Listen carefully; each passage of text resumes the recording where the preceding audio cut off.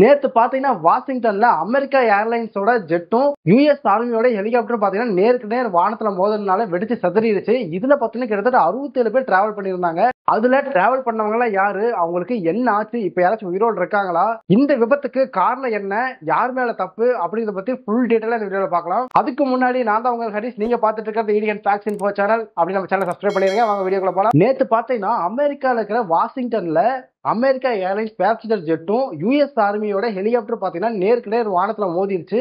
மோதினதுல பாத்தீங்கன்னா அந்த இடத்துல வெடிச்சு சதறிச்சு. இதுல யார் யாரெல்லாம் டிராவல் பண்ணாங்க அப்படின்னு பாத்தீங்கன்னா, இந்த அமெரிக்கா ஏர்லைன்ஸ் ஜெட்ல பாத்தீங்கன்னா கிட்டத்தட்ட ஒரு 64 பேர் டிராவல் பண்ணிருக்காங்க.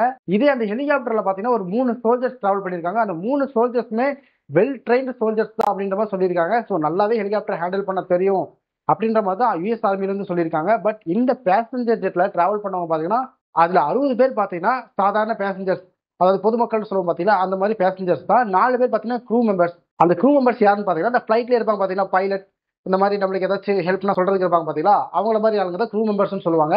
சோ மொத்தமா 64 பேர் அதில் டிராவல் பண்ணிருக்காங்க. இந்த அமெரிக்கன் ஏர்லைன் ஜெட் பாத்தீங்கன்னா கான்சாஸ்ல இருந்து ரீகன் இன்டர்நேஷனல் ஏர்போர்ட் நோக்கி வந்துகிட்டு இருக்கு. சோ எப்பயும் போல அந்த ரீகன் இன்டர்நேஷனல் ஏர்போர்ட்ல லேண்ட் ஆகிற லேண்ட்லயே அது வந்துகிட்டு இருக்கு. வந்துட்டு இருக்கும்போது பாத்தீங்கன்னா நடுவால யுஎஸ் ஆர்மியோட ஹெலிகாப்டர் வந்துருது. சோ அப்போ பாத்தீங்கன்னா ரெண்டுமே ஒண்ணுக்கு ஒண்ணு இடிச்சுக்குது. சோ இதனாலதான் பாத்தீங்கன்னா ஆக்சிடென்ட் ஆச்சு.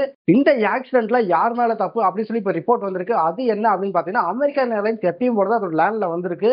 இந்த ஹெலிகாப்டர் தான் பாத்தீங்கன்னா, அதாவது யுஎஸ் ஆர்மியோட ஹெலிகாப்டர் தான் பாத்தீங்கன்னா ரைட் எடுத்து லேண்ட் புள்ளார வந்திருக்கு. சோ அப்படிங்கிறப்ப இந்த ஹெலிகாப்டர் மேலதான் தப்பு. இந்த பிளைன் எப்பயும் போல கரெக்டா தான் வந்திருக்கு அப்படின்ற மாதிரி ரிப்போர்ட் வந்திருக்கு. அடுத்ததான் இந்த ஏர்லைன்ஸ்ல யார் யாரெல்லாம் டிராவல் பண்ணாங்க அப்படின்ற ரிப்போர்ட்லாம் வந்திருக்கு. சோ இந்த ரிப்போர்ட்டை கேட்கும்போது நம்மளுக்கு கஷ்டமா தான் இருக்கு. இதுல டிராவல் பண்ணவங்க பாத்தீங்கன்னா ஒரு 16-17 வயசு இருக்கிற சின்ன பசங்க தான். அவங்கள பாத்தீங்கன்னா ஐஸ் ஸ்கேட்டிங் முடிச்சுட்டு, அதாவது நேஷனல் லெவல் மீட்டை முடிச்சுட்டு வந்துட்டு இருக்காங்க. வந்துட்டு இருக்கும்போது அவங்க கூடிய அவங்க ஃபேமிலி மெம்பர்ஸ், அவங்க அம்மா வந்திருக்காங்க, அவங்களோட கோச் வந்திருக்காங்க.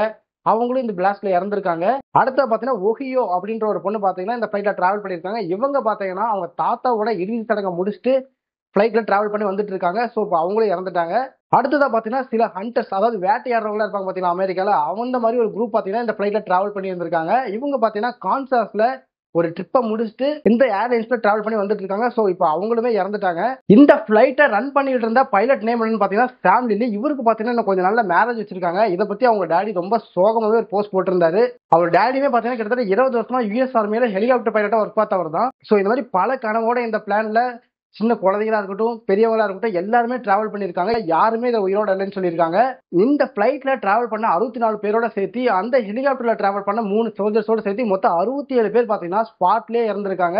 சோ யாருமே உயிரோட இல்ல அப்படின்ற மாதிரி ரிப்போர்ட் கொடுத்துட்டாங்க. இதை பத்தி டொனால்ட் ட்ரம்ப்புமே பேசியிருந்தாரு. அமெரிக்கால பாத்தீங்கன்னா 2009க்கு அப்புறம் இந்த மாதிரி மேஜரான ஆக்சிடென்ட் எதுவுமே நடக்கல ஏர்லைன்ஸ்ல. இதுக்கு முன்னாடி பாத்தீங்கன்னா 2001ல ஒரு பிளைட் ஆக்சிடென்ட் நடந்திருக்கு. இது எங்கன்னு பாத்தீங்கன்னா நியூயார்க்ல தான்.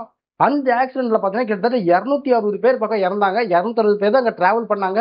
டிராவல் பண்ண அத்தனை பேருமே இறந்துருந்தாங்க. அடுத்தது 2009ல பாத்தீங்கன்னா ஒரு பிளைட் ஆக்சிடென்ட்ல ஒரு 50 பேர் பக்கம் இறந்துருந்தாங்க. அதுக்கப்புறம் அமெரிக்கா ஏர்லைன்ஸ்ல எந்த ஒரு மேஜரான ஆக்சிடென்ட்டுமே நடக்கல. சோ அதனால அமெரிக்கா ஏர்லைன்ஸ் ஒரு சேஃபான ஏர்லைன்ஸ் அப்படின்ற மாதிரி எல்லாருமே நினைச்சுக்கிட்டு இருந்தோம். பட் இப்ப பாத்தீங்கன்னா ரொம்ப வருஷங்கள் கழிச்சு இந்த மாதிரியான ஒரு ஆக்சிடென்ட் நடந்திருக்கு. இதுக்கெல்லாம் என்ன காரணம் ஏர்லைன்ஸ் சேர்ந்தவங்க சொல்றாங்கன்னு பாத்தீங்கன்னா, ஆட்கள் பற்றாக்குறை தான் இதுக்கெல்லாம் காரணமா இருக்கு. ஒரு பிளைட் வருது, அதே டைம்ல ஹெலிகாப்டர் கிராஸ் பண்ணுதுன்னா அந்த மெசேஜ் எல்லாம் வரும்.